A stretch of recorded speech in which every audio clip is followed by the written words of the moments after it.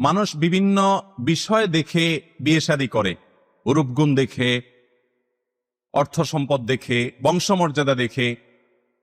কিন্তু তোমরা বিবাহ করবে, বিবাহ করে জেতার চেষ্টা করবে, বিবাহ করে সফল হওয়ার চেষ্টা করবে দাম্পত্য জীবনে দিনদার নারীকে, দিনদার পুরুষকে, দিনদার জীবন সঙ্গীকে প্রাধান্য দিয়ে।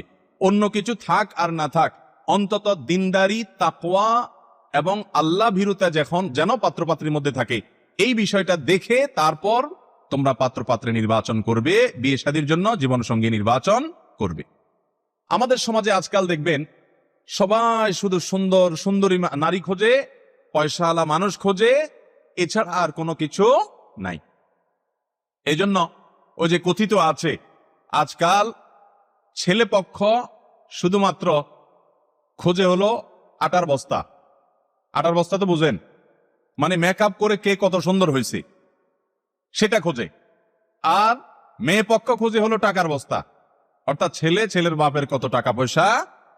আজকাল অবশ্য ছেলে পক্ষ অনেক সময় আটার বস্তার চাইতে টাকার বস্তা বেশি খোঁজে, ঠিক না? যে মেয়ের বাপের পয়সা করে কি আছে ওইদিকে নজর। এরকম কিছু ছোট লোক কিসিমের মানুষও দুনিয়াতে অনেক আছে। অথচ দাম্পত্য জীবনের সুখ শান্তির মূল মন্ত্র হলো দিনদারিতা।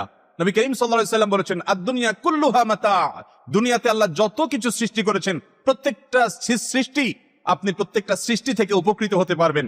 প্রত্যেকটা সৃষ্টি থেকে আল্লাহ রাব্বুল আলামিন আপনার উপভোগের উপায় রেখেছেন, সেটা আপনার তৃপ্তির কারণ হতে পারে। তবে পৃথিবীতে যত জিনিস আল্লাহ সৃষ্টি করেছেন, এর মধ্যে সবচেয়ে বেশি উপভোগের কারণ, তৃপ্তির কারণ, সুখের কারণ হলো কারোর ঘরে যদি একজন নেককার স্ত্রী থাকে, জীবন সঙ্গিনী থাকে, তার চাইতে সুখী মানুষ পৃথিবীতে আরেকজন। ভাইরা আমার, এই নেককার জীবন সঙ্গিনী একজন পুরুষের জীবনকে যেরকম আনন্দ এবং তৃপ্তিতে ভরে দিতে পারে, একজন নারীর জীবনকে তৃপ্তি এবং আনন্দে ভরে দিতে পারে একজন নেককার জীবন সঙ্গী, যদি একজন নেককার স্বামী কোনো নারী পেয়ে যায়। এজন্য মেয়ের বাবারা পয়সাওয়ালা খুঁজবেন না, ক্যারিয়ার দেখবেন না, সরকারি চাকরি খুঁজবেন না, বিদেশি পার্টি দেখবেন না, দেখবেন না কতটা প্রতিষ্ঠিত, দেখবেন সে কতটা ভালো মানুষ। ভালো ছেলে যদি খুঁজে না পান, মসজিদে ফজরের নামাজে প্রথম কাতারে নিয়মিত কোন যুবকরা আসে খেয়াল করেন। এরপর আল্লাহ রাব্বুল আলামিনের উপরে তাওয়াক্কুল করে ওই যুবককে অন্যান্য দিক থেকে মোটামুটি মিলে গেলেও তার এই দিকটাকে প্রাধান্য দিয়ে আপনার মেয়ের জন্য পাত্র হিসাবে নির্বাচন করেন, ঠকবেন না ইনশাআল্লাহ।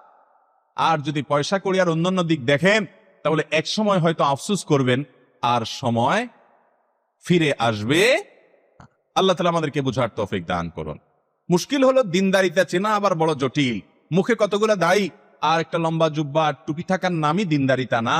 মেয়ে বোরকা পরে, পর্দা করে, কোরআন পড়ে, এর নামই শুধুমাত্র দিনদারিতা না। দিনদারিতার অনেকগুলো দিক আছে যেগুলো খুব ডিপলি দেখতে হয়।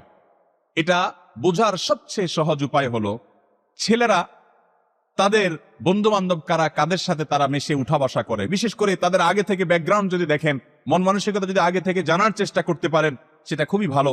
একই কথা মেয়েদের বেলায় প্রযোজ্য, যে তারা কোন মেয়েদের সাথে উঠা বসা করে, তাদের ব্যক্তিগত আমল ইবাদত কেমন, দৃষ্টিভঙ্গি কেমন। বিশেষ করে মেয়েদের ক্ষেত্রে দুনিয়ার চাহিদা যদি খুব বেশি না থাকে, অল্পে তুষ্ট থাকার গুণটা থাকে, তাহলে পাত্রী হিসাবে দিনদারিতার ক্ষেত্রে সে অনেক দূর অগ্রসর থাকে, তার ভিতরে যদি লোভ না থাকে।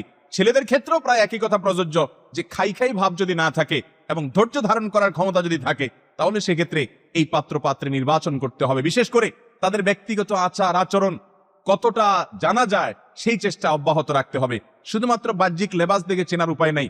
অনেক ছেলে আছে বাহ্যিক লেবাসে মাশাআল্লাহ, সে লেবাসে পোশাকে ভালো মুসলমান মনে হয়, কিন্তু আচার আচরণে ভেতরকার অবস্থা ভয়ঙ্কর। আছে না নাই?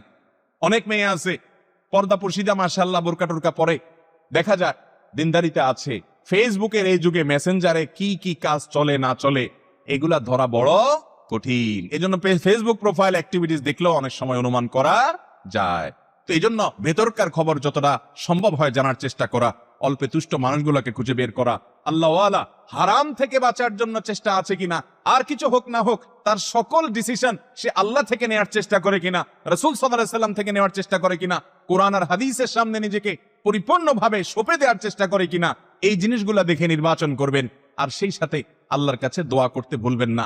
মনে রাখবেন, ছেলে হোক আর মেয়ে হোক, জীবনের আসল টার্নিং পয়েন্ট শুরু হয়ে যায় হলো বিয়ের পরে, হয় জয় নয় ক্ষয়। অমানুষ যদি কপালে পড়ে তো লাইফ বাকিটা প্রায় তেনা হওয়ার অবস্থা। আর যদি একটা ভালো মানুষ হয় তাহলে উঠে যাওয়া অনেক সহজ।